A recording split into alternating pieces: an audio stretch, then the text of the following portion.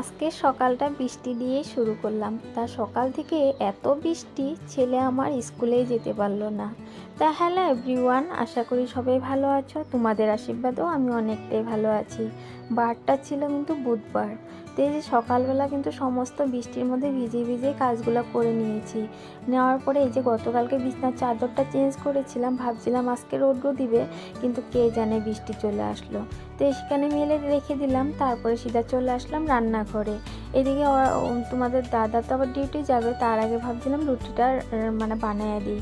এদিকে ছেলে তো স্কুল যেতে পারলোই না, তার আগে আমি ভাবছি ওদের দুজনকেই দিয়ে দিই, কী করা যাবে। আর ছেলের স্কুলটা আজকে অ্যাবসেন্ট হয়ে গেল কিয়া। তো এদিকে দেখো ওদেরকে খেতে দিয়ে দিলাম, দেওয়ার পরে তারপরে বললাম যে তোমরা খেয়ে নাও, তারপরে আমি খেয়ে নেব। আর গতকালকে রাত্রেবেলায় তোমাদের দাদা ডিউটি থেকে আসার আগে তখন মানে মাছ নিয়ে আসছিলো, সেই মাছটাকে আমি ধুয়ে ফ্রিজে রেখে দিয়েছিলাম। সেটাই ভাবছি আজকে ভালো হয়েছে বৃষ্টি ওয়েদার, তার মধ্যে এদিকটা তুমি কখন মাছ নিয়ে আসবে। তো এদিক দিয়ে আমার মাছটা ছিল বলে আমার টেনশন হয় না, জলদি জলদি রান্নাটা বসায় দিতে পেরেছি। তো এদিকে দেখো বৃষ্টি কমার কোনো নামই নেই, তার আগে তোমাদের কয়েকটা কমেন্ট রিপ্লাই দিই। এদিকে দেখো গতকালকে আমাকে এক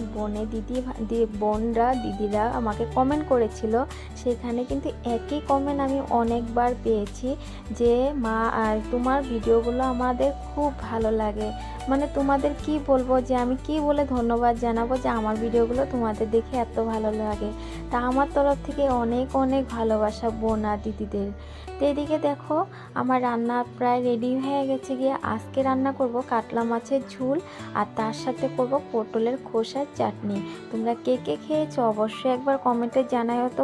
পটলের খোসার চাটনি আমার কিন্তু খুবই টেস্ট লাগে, আর এই চাটনি চুটনি হলে একটু ভাত খাওয়া যায়, ঠিক না।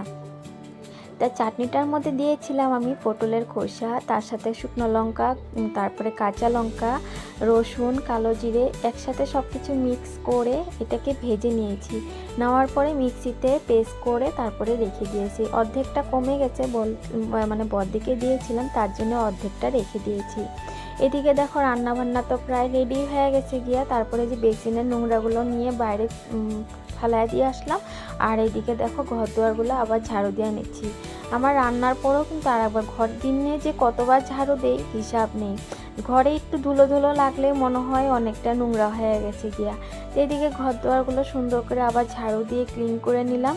আর এদিকে রান্নাঘরেও কিন্তু আমি সমস্ত বাসন টাসন ধুয়ে তারপরে রান্নাঘরটাও আমি সুন্দর করে ক্লিন করে নিয়েছি। আজকে রাখি, আবার পরে